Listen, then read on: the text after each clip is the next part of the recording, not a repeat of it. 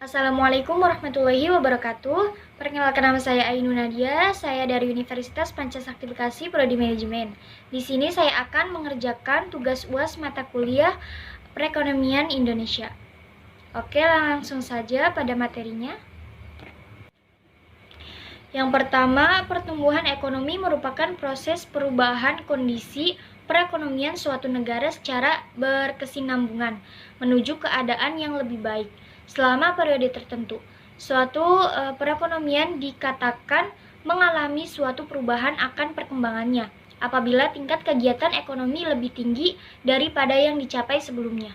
Pertumbuhan ekonomi adalah usaha-usaha untuk meningkatkan taraf hidup suatu bangsa yang sering diukur dengan tinggi rendahnya pendapatan real per kapita. Slide selanjutnya ada pertumbuhan ekonomi di Indonesia pada periode 1960 sampai 2020. Indonesia mengalami 3 fase perekonomian di era Presiden Soekarno. Fase pertama yakni penataan ekonomi pasca kemerdekaan. Kemudian fase memperkuat pilar ekonomi, serta fase krisis yang mengakibatkan inflasi. Pada awal pemerintahan Soekarno, PDB per kapita Indonesia sebesar 5.523.863 pada tahun 1961. Badan Pusat Statistik mengukur pertumbuhan ekonomi sebesar 5,74%. Meski begitu, pertumbuhan ekonomi Indonesia masih dapat kembali ke angka positif pada tahun 1964, yaitu sebesar 3,53%. Setahun kemudian, pada tahun 1965, angka itu masih positif meski turun menjadi 1,08%. Terakhir di era Presiden Soekarno pada tahun 1966, ekonomi Indonesia tumbuh 2,79%. Lalu ada B.J. Habibie pada tahun 1998 sampai 1999. Pemerintahan Presiden Baharudin Yusuf Habibie dikenal sebagai rezim transisi. Salah satu tantangan sekaligus capaiannya adalah pemulihan kondisi ekonomi dari posisi pertumbuhan minus 13,13% pada tahun 1998 menjadi 0,79% pada tahun 1999. Lalu pada masa Abdurrahman Wahid tahun 1999 sampai 2001, Abdurrahman Wahid alias Gus Dur meneruskan perjuangan Habibie mendongkrak pertumbuhan ekonomi pasca krisis 1998.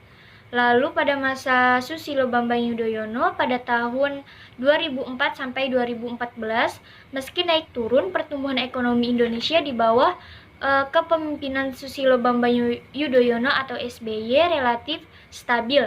Pertumbuhan Indonesia cukup menggembirakan di awal pemerintahannya, yakni 5,69% pada tahun 2005. Slide selanjutnya ada faktor-faktor eksternal yang mempengaruhi ekonomi Indonesia. Berdasarkan hasil pengujian yang dilakukan, kemiskinan mempunyai pengaruh 0,535628 mempunyai pengaruh negatif terhadap pertumbuhan ekonomi. Hal ini dibuktikan oleh nilai valu 0,0058 kurang dari 0,05 yang artinya pada pengaruh signifikan antara kemiskinan terhadap pertumbuhan ekonomi. Pengaruh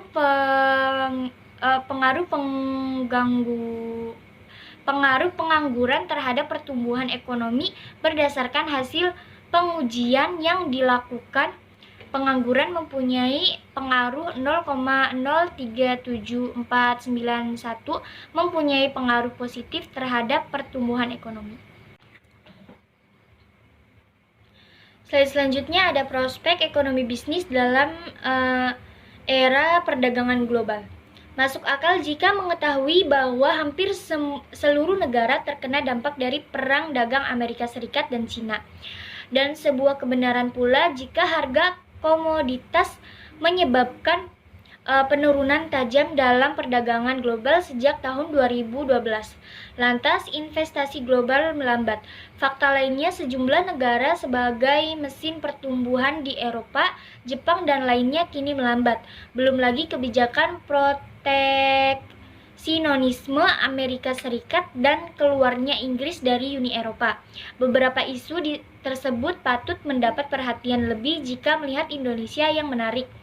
Negara tetangga di ASEAN dapat pulih lebih cepat setelah terdampak perlambatan ekonomi. Ekspor Vietnam terduplikasi dalam 7 tahun terakhir.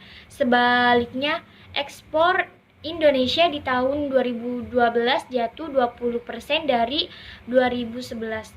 Volume ekspor Thailand juga cuma berubah kecil dan Filipina malah mengikat ekspornya. Sekian yang bisa saya sampaikan, kurang lebihnya mohon maaf. Wassalamualaikum warahmatullahi wabarakatuh.